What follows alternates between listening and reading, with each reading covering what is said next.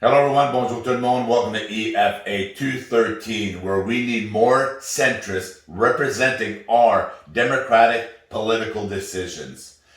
I am a centrist and I'm a humanist that believes in good before anything. And before I get into this, I'm going to ask you to please subscribe, click on the bell, share with those you love and respect. Now let's get into this.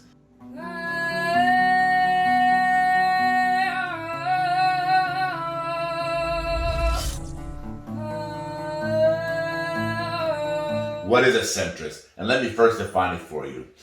A centrist is a political outlook or position that involves acceptance and or support of a balance of social equality and a degree of social hierarchy while opposing political changes which would result in a significant shift of society strongly to either the left or to the right.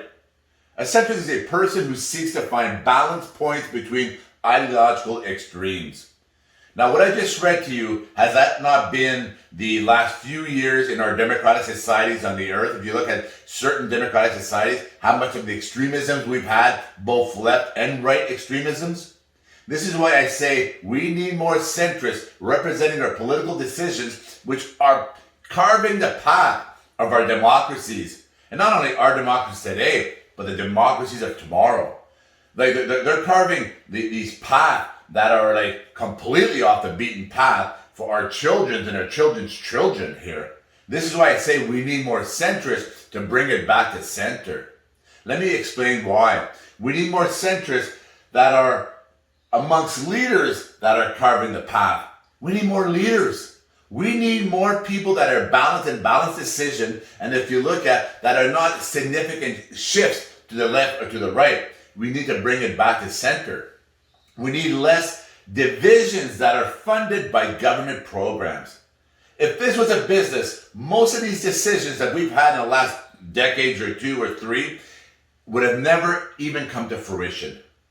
Business leaders that are efficient, and I'm talking about those that the credit card swipers and they suck the money out of the public and all that kind of stuff, kind of businesses. I'm talking about the real businesses, the sound foundation business, those that are leaders, that are efficient, that give back to communities, that become philanthropists, and etc. Those type of leaders on earth, if they were funding most of these specialty groups that are very divisive and really extreme left and right, it would never leave the boardroom. It would never even be part of a conversation. And if it was, you'd be looked at like, are you kidding me right now? You want to do what with what? Right? It would never come to fruition. But because it's government funded, because it's a printing of money all the time and the debt load all the time, that's why a lot of these extreme type non-centrist decisions are applying to our earth right now, to our democratic societies. Let me keep going on here. We need more families raising their youth and less ideological interventions, right? They're in people's lives, they're in people's houses, they're in your children's life, and you're competing against that.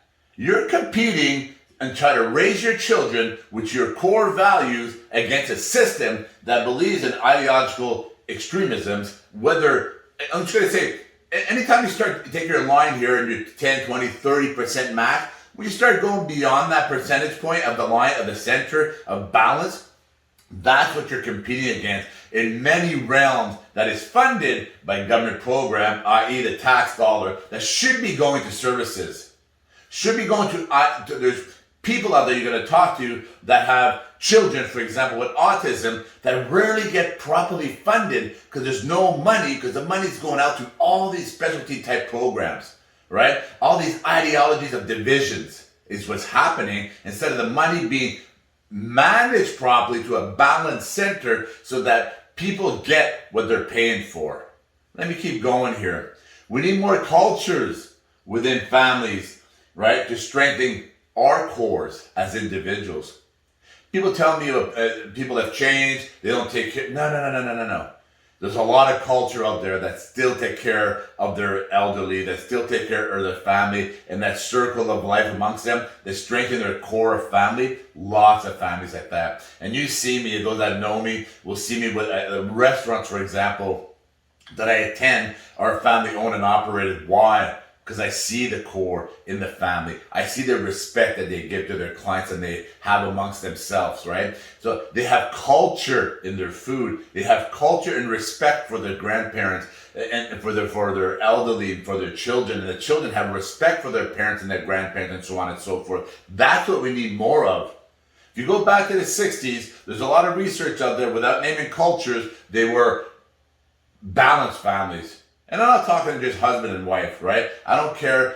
As long as you have two or one balanced person raising somebody and or involvement in family that is raising the children and the communities, right? The core, not the system. The system should not be the core raising the children.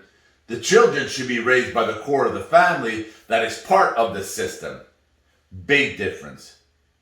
And this is why I say we need more centrists that are taking care of our democratic process within our countries, within our societies on this earth.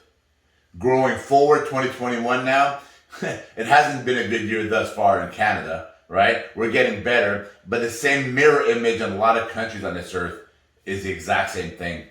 They don't have enough centrists. Jean-Guy Bourguignon, EFA 213. Please listen to understand and pay attention to what I just said. Thank you. Merci. Gracias and grazie.